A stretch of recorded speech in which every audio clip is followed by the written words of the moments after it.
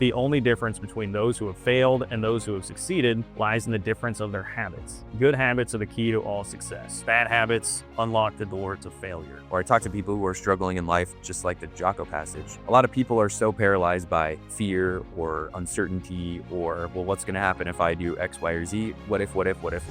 You are never going to know until you take that first step. People are going to define success differently, but everybody wants peace of mind. Most of the classics is that you pick up a book like Think and Grow Rich as an example, and you're like, oh, this is just about getting rich. That's not true. What is success other than a state of mind? Success is how you define it. It's not how other people define it. And the person that he had hired to manage his business, very early on in their business endeavors, he said, every year I want you to take 50% of the profit that we make and give it away. Give it away to the poor, give it away to the people that need it. And as he's dying, he basically asked like the guy that was helping him manage business, like, did you not think I was an idiot? I will persist until I succeed. I was not delivered into this world into defeat, nor does failure course in my veins. I am not a sheep waiting to be prodded by my shepherd. I am a lion, and I refuse to talk, to walk, to sleep with the sheep. The slaughterhouse of failure is not my destiny. I will persist until I succeed. That's from the ancient scroll marked 3 in the book we're covering today, which is Og Mandino's The Greatest Salesman in the World. Before the apps, the influencers, and the viral videos, there were the words. The foundations of success were written decades, even centuries ago. This is the classics. Join us as we explore the legendary texts that have shaped millionaires, leaders, and dreamers for generations. We're pulling back the curtain on the original secrets to greatness to see if they still hold weight in the 21st century. I'm John Kurtz. I'm Adam Tank. And we're finding the gems that history has quickly forgotten. It's time to go back to the classics. Let's do it. So today we are talking about one of my favorite books that I came across in college, actually. I think it was in college at least. And it is by one of the OGs. Quite literally. Quite literally. Og. His name is Og. Short for Augustine or Augustino, something like that. I can't quite remember. But Og was a very successful motivational speaker, author in the 1950s, 1960s. And his books have sold a boatload of copies. I think like 30 million. Yeah, I mean, the last I saw was like 30 million, but that was years ago. So I'm sure it's continued to go. Yeah. He's got a lasting legacy here with The Greatest Salesman. His first one. This was total one, right? Yes. Yeah. And like a lot of people talk about self-help books, motivational books, inspirational books. You hear the Napoleon Hills of the world, you hear the Tony Robbins, you hear the Brian Tracy's, but very rarely do you hear about Og, despite the book being super popular. And quite frankly, I thought a pretty incredible read. So we'll get into that in a second. What's interesting about Og is that he did not start out his life as an entrepreneur, a businessman, whatever. He actually served in the military, came back, was sort of a struggling salesman at the time, and actually ended up being suicidal. And he came across Napoleon Hill's work, W. Clement Stone's work. I think the first book that he read was something like The Power of Positive Thinking, something along those lines. And he said it completely transformed him and his life. And so very quickly, he became one of the top salespeople in his territory and then started writing books and became a speaker. And now here we are today, right, holding his book and reading his words, and pretty incredible. Yeah, and the thing that really struck me about this book, because you mentioned this to me, like I've been down this road recently now reading a lot of these. I feel like of most of them, but I hadn't heard of this one. And when I first picked it up, I was like, wait, did I get the right book? I legitimately, like the first chapter, so I was like, did he send me the wrong thing? Right. Because it's really like a parable.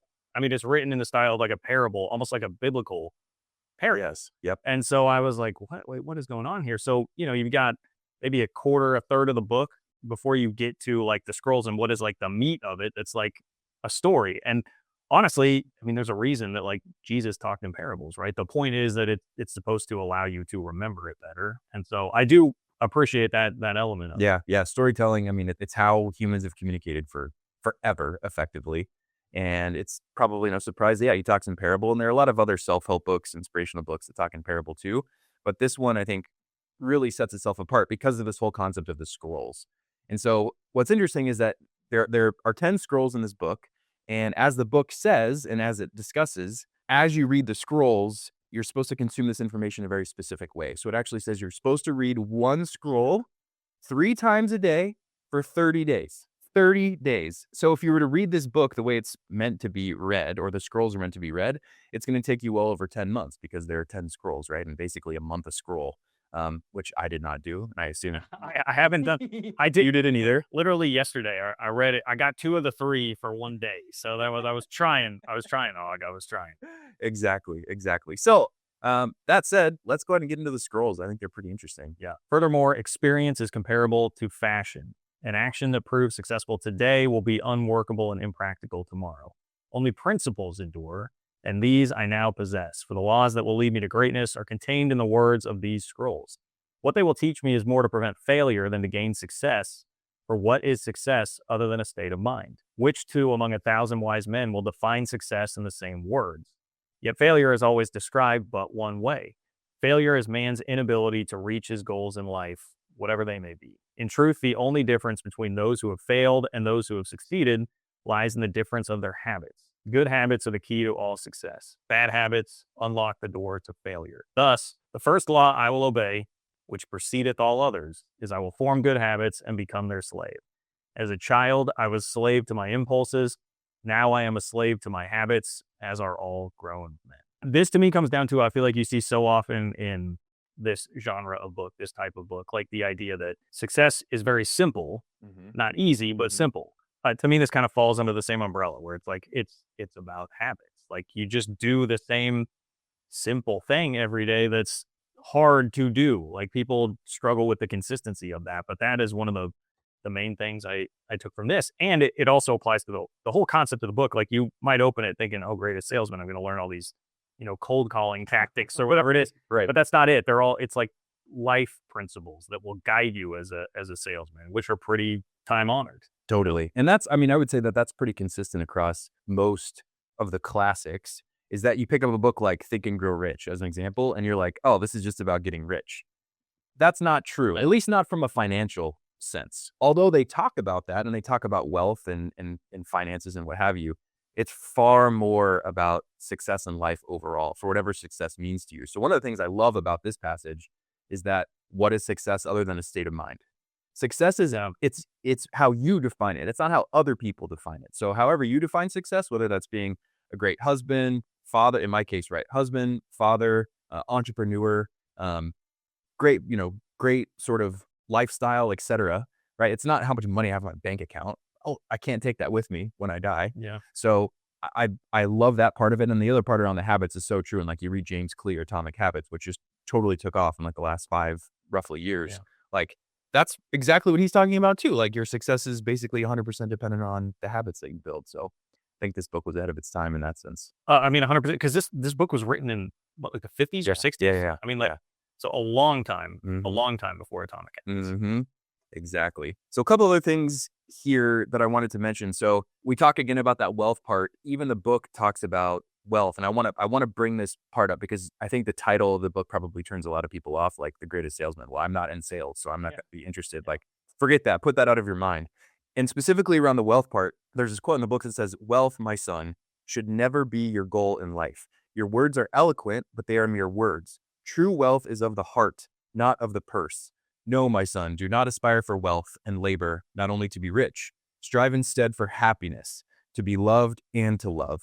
And most important, to acquire peace of mind and serenity." I mean, that goes right back to obviously the passage we just read. Like, people are going to define success differently, but everybody wants peace of mind, right? Like that's the end goal here. And I feel like a lot of, who was I listening to? What is the name of the guy that does the Founders Podcast? Center. Yeah. Center, yeah. So I was listening to him talk about the other day. He's like, all these people on Twitter, generally, no offense.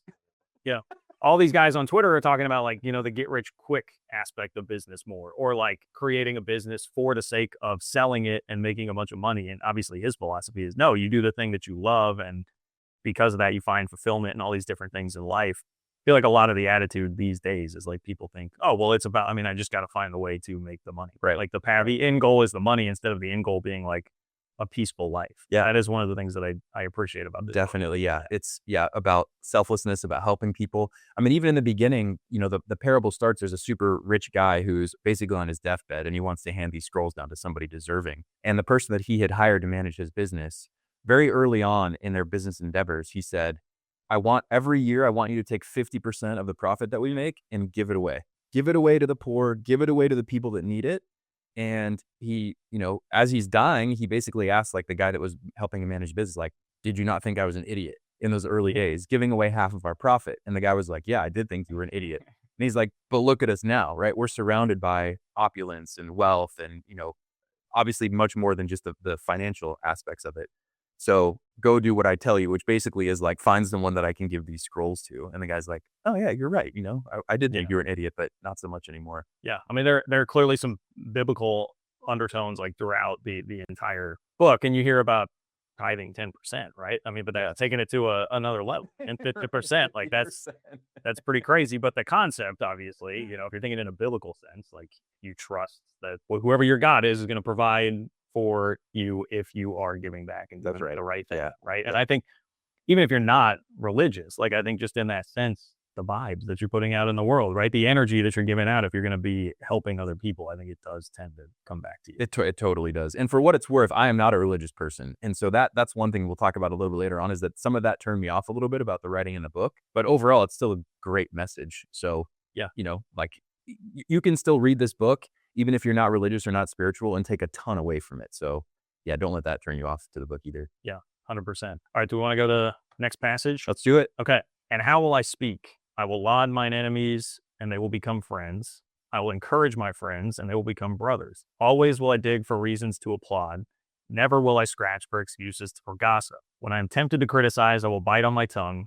When I am moved to praise, I will shout from the roofs. Another one of these things that's like so simple, man, but you and I have had this discussion a bunch now, where like I just, within the last year or so have come into a new mindset. And it's like now I recognize so often like how much of this goes on, man. People just looking for, especially with social media, excuses to criticize, completely complain about other people. And it's just like, again, like what kind of energy are you putting out there in the world, and what is that going to bring back to you? And so this is something that, he was being taught. Apparently this was a problem back in the 50s and 60s too. I mean, it's just human nature, right? Like it's fighting against human nature. But yeah, you're so much more at peace when you don't worry about doing any of that, which is going to help anything that you're doing.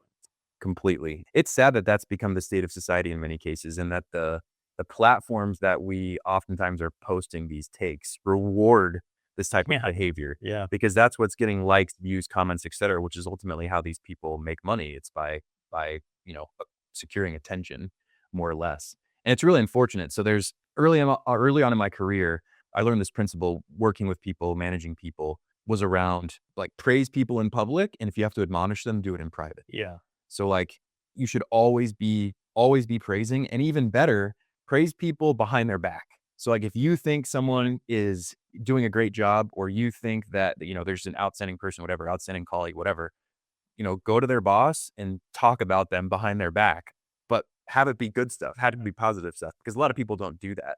And that will eventually feed back to them. Just like when you shit talk on someone, that ultimately ends up coming back to them too, right? So it's much better to be just positive generally, because kind of like giving out 50% of your wealth, like giving out that positivity, I do think that the universe returns it. Yeah. I mean, there's a whole other genre book you can read about that whole concept, right? Like the energy that you're putting out, energy coming back, right? And I feel like all of it just has the same sort of undercurrent to it like this. So yeah, love that one. This passage came out of scroll 2, which is my favorite scroll in the whole book, which is this scroll about love, basically. Yeah. And it's one of the ones that I remember most from reading when I was, I don't know, call it 19, 20, something like that has stuck in my mind forever. And I want to read a passage from it now. So this is what I distinctly remember, which is, I will greet this day with love in my heart, for this is the greatest secret of success in all ventures. Muscle can split a shield and even destroy life, but only the unseen power of love can open the hearts of men. I think it's just beautifully written. It is. Yeah. And it's beautifully written. It is, like I will say, it's one of those that I'm sure like some people out there who like are not, if you're not like in a position to be into this, I can see how you would read it. You'd be like, that's like you roll your eye. It would be like, hey man, that's really corny. Exactly. He talks about in there, like when you're going to, because some of it does relate directly to sales. He's like, when you're going to sell to somebody, say silently, like, I love you to the person. And basically like, they'll be able to pick up on that energy. And like, I don't know, I just urge people to try it instead of immediately dismissing it as too corny or whatever. Exactly. Because I don't know. I do kind of firmly believe in that, especially the more angry society gets and everybody gets these days, I feel like it stands out even more. Yeah, which is funny. We'll talk about that in a bit too, like being different, because that's a big part of the book too. Yeah. But you're absolutely right. Yeah. You have more of an opportunity to say no by doing it. Totally. So that actually, I had written down, like, I want to go to the book and read that specific passage about saying the love part, because it does make a huge difference. And I remember when I read it for the first time and I tried it, and like literally, I remember this person, I had some beef with them or whatever. I don't know what the deal was, but I came into the conversation face to face, and that was the first thing I was thinking was, I love you. And it, I think more than seeing their sort of like reflection and like seeing their emotions kind of melt away from it, it was more about my own state of mind going into the conversation. Yeah. Because a lot of times we come in and we're like, I'm preparing for battle. Like, this is going to be shit. I can't stand this person, whatever. It's not a good way to look at things. Like, at the end of the day, we're all humans. We're all trying to make better lives for ourselves. Like, why not try to help one another out where we can? And I feel like this makes a big difference. So the specific passage is, I will greet this day with love in my heart. And how will I confront each whom I meet? In only one way. In silence and to myself, I will address him and say, I love you. Though spoken in silence, those words will shine in my eyes, unwrinkle my brow, bring a smile to my lips, and echo in my voice, and his heart will be opened. And who is there who will say nay to my goods when his heart feels my love? So it's obviously, he talks about selling, right?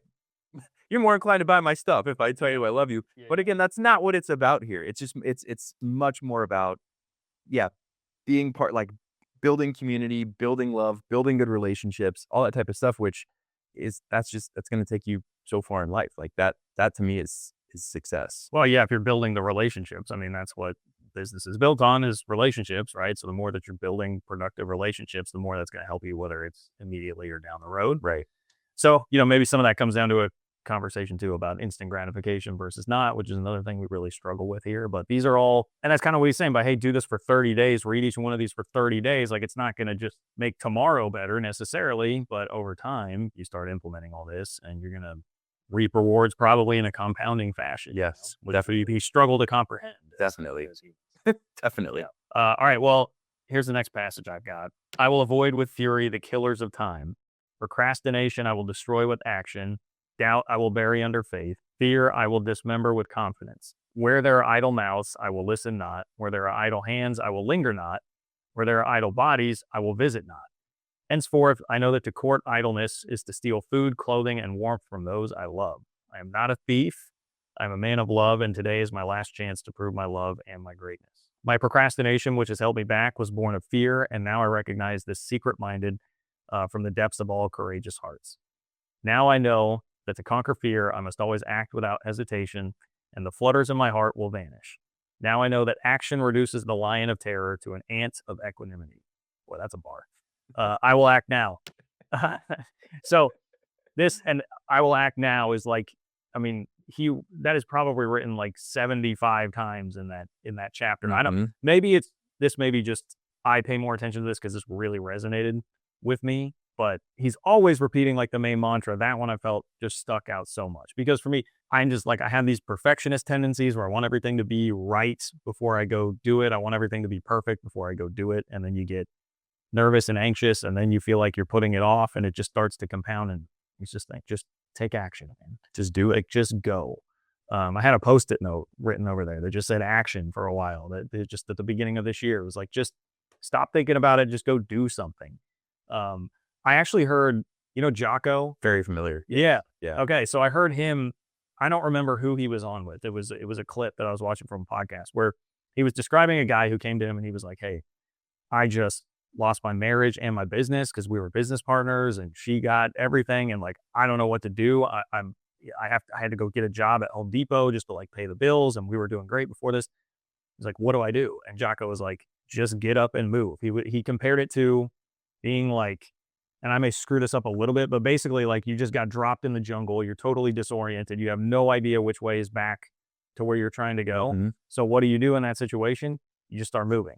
And even if it's like the wrong way, you'll get one way, figure it out, and then turn back the other way. Whereas if you just sit there, you're never going to go anywhere. Totally. And so to me, that really, those are the types of things that stick with me on that, where I'm like, just go do something, man, make it happen. Nike is the greatest corporate slogan, in my opinion, for a reason. I mean, just do it. That's it. Just do it. Doesn't matter what it is, just do it. And when I talk to people who are thinking about starting companies, or I talk to people who are struggling in life, just like the Jocko passage, a lot of people are so paralyzed by fear or uncertainty or, well, what's going to happen if I do X, Y, or Z? What if? You are never going to know until you take that first step. But once you take the first step, then you get information that will inform the next one.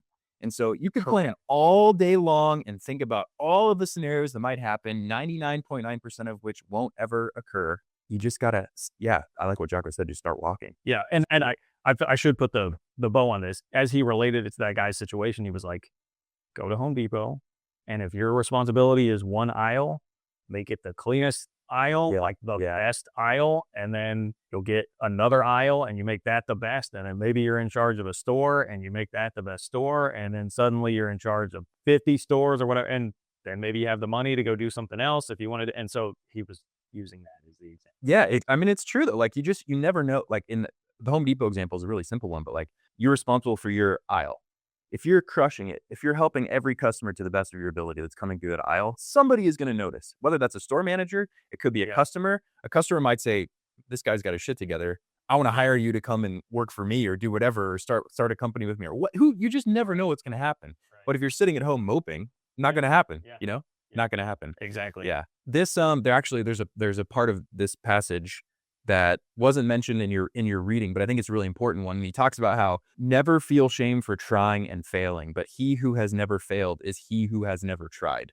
And so again, this whole idea of fear, uncertainty, doubt, if you're not trying, like if you don't just go out and do something, and don't be afraid of failure, because that's the mark of somebody who is trying to make a dent in the world and trying to do something right. Yeah. And so I love that concept too. Like if you're worried about failing by trying something, that's the completely wrong thing to be worrying about, because that's the only way you're going to sort of like make it, or at least like grow as a person and as a human, as a businessman, as a husband, as a whatever you are. Like that's how it happens. Yeah. And again, this is where I have to go back to the founders. Like how many times have we heard him say on there, the story of James Dyson, who made like 5,000 vacuums before one finally stuck and actually worked. And then now the guy's like $1 billion. So I know it worked out pretty well. Yes. I'm trying. Yep. Okay, here's another one. Today, I will be master of my emotions. And how will I master my emotions so that every day is a happy day and a productive one? I will learn this secret of the ages. Weak is he who permits his thoughts to control his actions. Strong is he who forces his actions to control his thoughts. Each day when I awaken, I will follow this plan of battle before I'm captured by the forces of sadness, self-pity, and failure. If I feel depressed, I will sing. If I feel sad, I will laugh. If I feel ill, I will double my labor. If I feel fear, I will plunge ahead. If I feel inferior, I will wear new garments. If I feel uncertain, I will raise my voice. If I feel poverty, I will think of wealth to come. If I feel incompetent, I will remember past success. If I feel insignificant, I will remember my goals. Today, I will be master of my emotions. Another one that I think really resonates in 2026, when we are all like overstimulated, have no attention span, too stressed out. Like people are worried about every single little thing. And it's, reading the news and everything that's going on. Like it's so easy to get your emotions just like dysregulated and not just be in control. Yeah. Like just try and chill out and be in control. And like one thing I found a lot of help with lately is just, I used to be not only like on my phone scrolling all the time, but like I was always listening to podcasts, which like I still obviously do really like them, but try to be much more intentional about when I'm listening to them and making sure it's something I really want, instead of just throwing something on to be occupying my brain and giving it more time for just having space. Like anytime I was doing driving or doing any kind of chore, like there would be a podcast on. Now I try and say like, hey, I'm just going to take the next half hour and just let myself think. Going on walks, they talk about being in flow state on walks, like let your mind think. It kind of makes me sad, like how often I see people outside just like walking the dog, like on their phone. And I'm just let your brain chill out. And it's so much easier to regulate your emotions that way. Like you need some time to like decompress, and it will allow you to think through these things as opposed to just react. It's the difference between reacting and responding. And I feel like we're all just in a perpetual state of we're just going to react right away because our brains don't have the space to do anything else. Yeah. Yeah. We've been conditioned by society, like a lot of mainstream media. The 24/7 news cycle, I think, is really what started a lot of this. Just constantly being bombarded by everything that feels like it needs attention. Yeah. When it doesn't. It just doesn't. Like your brain is being hijacked into thinking that you're in this constant state of emergency, basically like a constant fight or flight. And like your dopamine receptors are firing all the time if you're scrolling, They're firing if you're paying attention to the news. They're firing if you're, listening to, I don't know about the majority of people out there who are just preaching whatever they're going to be preaching. But for a lot of people, again, that's by securing attention, they're securing money. That's what they're trying to do. And the way to do that is by getting you angry, one of the strongest emotions that there is. They're certainly not trying to make you happy. You don't find that very often. Yeah, I guess maybe unless it's our show, which is kind of, we'll we're see what trying. happens. Yeah. Trying. Which may mean it gets 2 views, but that's fine. Yeah. It's all good. But yeah, you're absolutely right. Like kind of like the stop and smell the roses thing. Like enjoy the time here while you have it, because time is very short, and being bombarded by all this nonsense doesn't help any of that stuff. Yeah. Another thing about this passage that I love is that, he talks about, if I feel this way, then I will do this. It's all about going back to that act now piece. Yeah, you're right. So like, you're not going to overcome this feeling of fear or failure or poverty or whatever else he talked about in this passage until you do something about it. So like sitting around and moping again isn't going to help anybody. Like you just got to start walking, take that next step, just do it, whatever it is. And then that's how you're going to overcome that loop. Let me see if this lands, if you can remember who this is, because I can't remember specifically who it was, and we can edit it out if we have to. But Teddy Roosevelt that I was just reading about, he had some issues with depression. It was a figure from back then that had, but he would lay bricks when I have no idea. Yeah. Because the whole idea was you get to doing something and then you feel accomplishment from doing it, and it helps, as opposed to if you're just sitting around, the idea being you got to go do something and accomplish something. And that's the way to get out of it. That's wild. Yeah, I've never heard that one. That's really cool. Yeah. All right. So next passage we have is, the height of my goals will not hold me in awe, though I may stumble often before they are reached. If I stumble, I will rise, and my falls will not concern me, for all men must stumble often to reach the heart. Only a worm is free from the worry of stumbling. I am not a worm. I am not an onion plant. I am not a sheep. I am a man. Let others build a cave with their clay. I will build a castle with mine. One thing that I thought of as I was reading this was like the importance of vision. Like he's talking about, hey, I will build a castle with mine. They can build a cave, whatever it is that they're doing. And I mean, I love Arnold. I love reading about Arnold. And like, I don't know that there's been a person in history that has had, Arnold Schwarzenegger, obviously, that has had like a better vision for their life and multiple different things, because leaving Austria to become a bodybuilder and becoming the best at it. And then, hey, I'm going to go be a Hollywood, like not only an actor, but like a leading actor. And he kind of invents this new genre of action star. And then, oh, by the way, I can just lead California too. I mean, just like crazy amount of vision there, where it's like here, like, yeah, man, like I'm going to have this vision. Nothing's going to stop me from getting there. If I stumble on the way there, who cares? That'll make me better. I'll readjust and figure it out. And that was what really struck me with this. And even I got into Neville Goddard quite a bit lately, and he's always talking about visualizing success, like taking the time every day to like visualize it, get it like jammed into your brain. Like, this is what I'm going to do. And your brain will like start seeking stuff like that out. So here you go. I'm going to build a castle, get that in your brain. Who cares what other people do? It's amazing what happens when you put that stuff out into the universe, how things just start to come your way. So I'm not this big believer of like, this book called The Secret came out, I don't know, 15, 20 years ago. And a lot of it was about like manifesting stuff. So like I'm driving, we'll use Home Depot as an example. I'm driving to Home Depot and I'm going to manifest a parking spot being right at the front of the parking lot, close to the building. I don't buy that stuff. To me, it's a little too woo-woo for me, but I do believe in having a vision and working towards it independent of what anyone else thinks. Obviously, there are limitations. So like if I wanted to be a professional basketball player, not going to happen, right? Yeah. One, I'm too old. I'm probably too short. I'm not athletic enough. Like there's no question about that. However, I could become a coach, or I could become a personal trainer, or I could become a manager for player. There's so many other things that you can do when you have that vision. And again, when you start walking that path, you're going to start to see, oh, here's an interesting branch.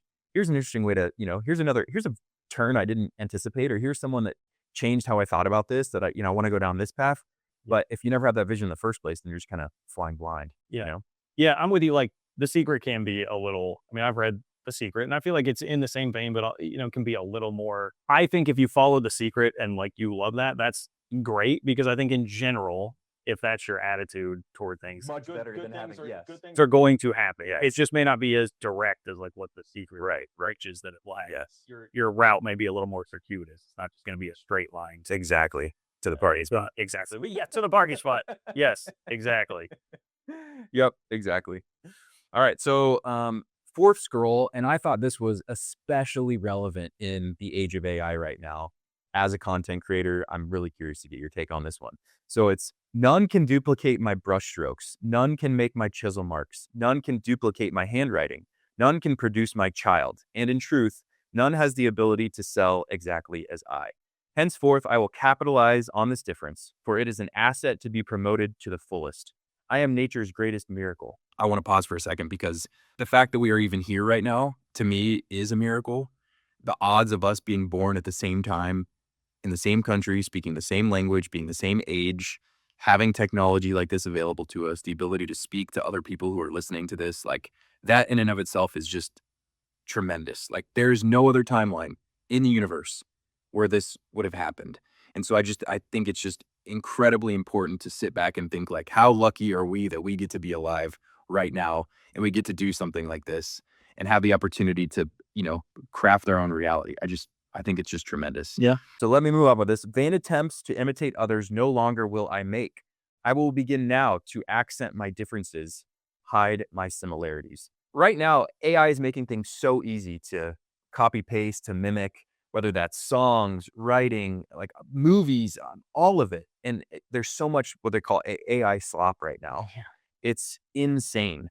And this book, in the 1950s, 1960s, was already talking about accentuate your differences. What makes you unique? And I feel like in the age of AI, that is more important than it's ever been because there's basically like the bar to create now different types of content is basically non-existent. Like anyone can create content tomorrow and as much of it as they want and with decent enough quality that people probably pay attention to it.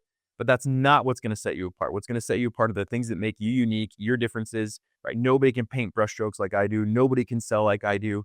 Focus on those things, and that's what's going to set you apart in life. I mean, really, really salient point today. Yeah, man, it's crazy. The amount of like faceless YouTube channels, which like, hey, I mean, like that's great. If you want to do that, that's fine. I'm not necessarily knocking that or hating on it. But yeah, for somebody like me, I'm just like, I don't know, man. That seems like, I mean, you're literally, I was listening to one the other day and it's like trying to say $30 million and then they'll say like $30 million or whatever. And I'm just, what are we doing, man? Like, so yes, I do get that.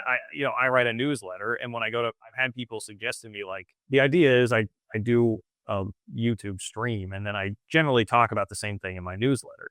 But someone was like, why don't you just have AI like take that and pump it into a newsletter? And I'm just like, no, man, like I want it to be my voice. Like it's my voice. One, I enjoy the writing process. Two, it just people can tell. Like, people can tell if it's AI or if it's like you genuinely like putting your heart into it. Like I can tell in the response that I get, it makes a huge difference. And the other thing that stands out to me about this, even just beyond AI, is so I used to be in the radio world. I was doing sports radio and I so badly wanted to like move up. And when I was doing hosting a talk show, which I did for 10 years every day.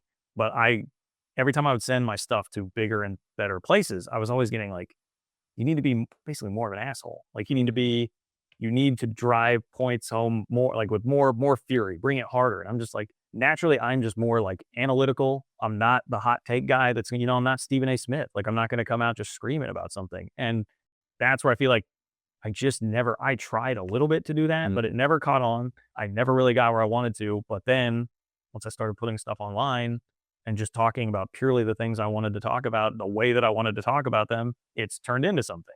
And there's an audience that likes that. Yep. So I can just be myself. One of my main competitors is very much more the gravitas entertainer. They're just totally different styles. And that's completely cool. He can do his thing. I do my thing. I don't try to be what he's doing. I'm just kidding. And he's probably not going to try to be you. No, he's definitely not. And we respect each other. Like, it's also back to some of the others. It's not like I hate him. We don't hate each other. We help each other. But yeah, that's what really, it's so true. Like you'll find a way. If you just be yourself, it will work out some way. It may not be exactly how you want it to, because it wasn't how I wanted it to. And it took a long time to get there, but eventually it did work out. There's a world of people who will resonate with you, that will believe in you, that will follow you, that will enjoy your stuff if you are being authentically yourself. Like, I mean, and now again, this era that we live in, we will produce this show, we'll put it out online, and it's going to be a magnet for people who are attracted to this kind of stuff. I don't anticipate we're going to have a lot of folks that are just sort of like random guy, gal off the street that are going to want to pay attention to this. But if somebody is searching for self-help related literature, motivational stuff, inspirational stuff, they're going down the rabbit hole and they're looking at a book like Greatest Salesman, they're going to find our YouTube channel. Chances are they're going to be interested in watching it. And I imagine that there's more than one person out there. There's probably at least a couple thousand that are going to enjoy that. And then who knows what's going to happen from there, right? I'm sure people are going to reach out as you do your show, as you're being authentically yourself. You have people that are always saying like, man, I love your stuff, man. Like, I really appreciate the way that you, whatever, the way that you're actually calm or analytical or whatever it is. And that's what's setting you apart. And that's what's attracting an audience. It's kind of like that, like, I think it's 1,000 true fans or 100 true fans. If you've heard that principle before, but basically like that's all you need to have a successful, I don't know, whatever business, whatever it is that you're trying to do, right? But you only need it, a couple hundred or 1,000 people who really, truly enjoy your stuff, enjoy you for you. 1,000 people are easy to find. Especially people. Oh, never been easier to find that right at this point. That's exactly right. Yeah. All right. So we will go to our last passage, which is this. And this one resonates with me so much because I've read a ton of literature, both in this genre and others, talk about that in a second, that talk about this exact principle. I will live this day as if it is my last. I will waste not a moment mourning yesterday's misfortunes, yesterday's defeats, yesterday's aches of the heart. For why should I throw good after bad? This is very Ryan Holiday-esque, memento mori kind of stoicism, stoic philosophy. Like the only time we have now is the present. I might die in a car wreck when I leave here. And so if I know that right now is all we have, then you have to enjoy the moment for what it is. Yesterday was yesterday. There's a wonderful quote. I heard it from David Senner, who was talking about this guy named Sam Zell. He was in a car.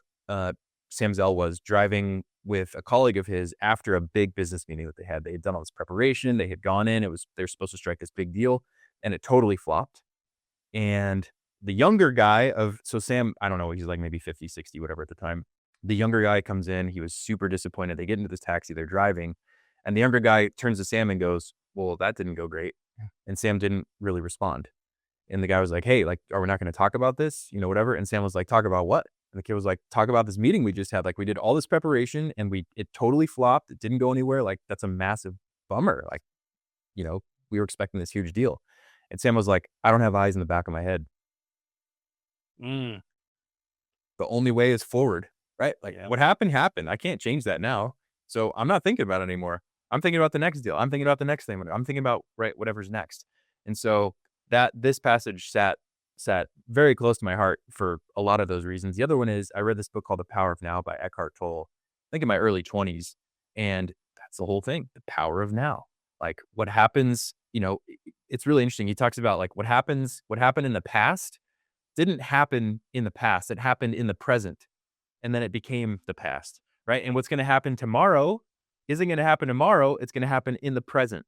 And so he makes this argument that all we have is the present. If you focus on that, then everything about your life is just, it's going to become so much more fulfilling. You're going to have so much more success. Yeah. I mean, 100%, like this will be probably one of the like cornier, goofier things that I say, but where I have found that to be very helpful is like, so like I went on a walk this morning. It's usually one of the first things that I do. And I get no phone. Like, again, I'm just like paying attention, trying to be very present in the moment. And I just, some people might call it like a nature walk or whatever. I'm just like, hey, I just pay attention. Like I just go on a walk and I pay attention. And I'm like, like there's a million birds chirping with like all these different calls. I know this is totally like becoming your parents soon.